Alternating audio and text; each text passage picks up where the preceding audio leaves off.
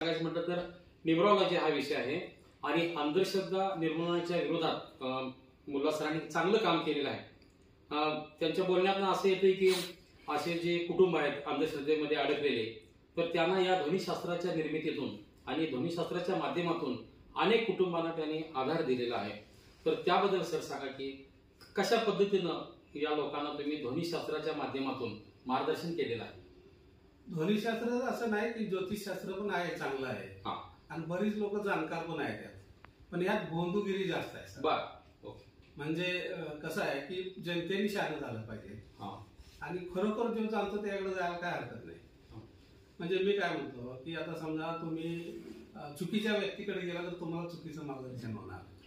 त्यासाठी असं करा की तुम्ही बाबा तुमच्या घराला एखादी समस्या घडलेली, घटना घडलेली आहे, ती घेऊन त्यांना दाखवा की बाबा एखाद्याचा डिवोर्स झालाय किंवा एखाद्याला अपत्य नाही, अशांची कुंडली घेऊन दाखवा हे लग्न करायचं आहे म्हणून। मग ते सांगतील नाही हे करू नका, किंवा जो जाणकार आहे तो सांगाल डिवोर्स होणार आहे किंवा याला अपत्य होणार नाही। बरोबर, तुम्ही डायरेक्ट जर विश्वास ठेवला ना तर तुमचं नक्कीच तुम्ही फसण्याची शक्यता आहे। तर आता माझे स्वतःचं मत असं आहे की माझ्याकडे येणाऱ्या लोकांना मी सांगतो अगोदर तुमची नावं पाठवा, तुमचं प्रॉब्लेम सांगू नका, बरोबर, आणि नंतर मग तुम्ही या, असा विषय आहे।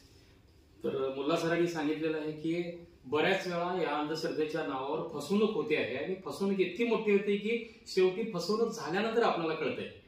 आणि सरांचं म्हणणं असं आहे की फसू नका, नेमका काय प्रश्न आहे तो मांडा, कारण बऱ्याच वेळेला खोट्या माहिती सांगणारे सुद्धा समाजामध्ये बरेच घटक आहेत, तर त्याला फसू नका हा मुल्ला सरांचा एक सांगण्याच्या पाठीमागचा उद्देश आहे।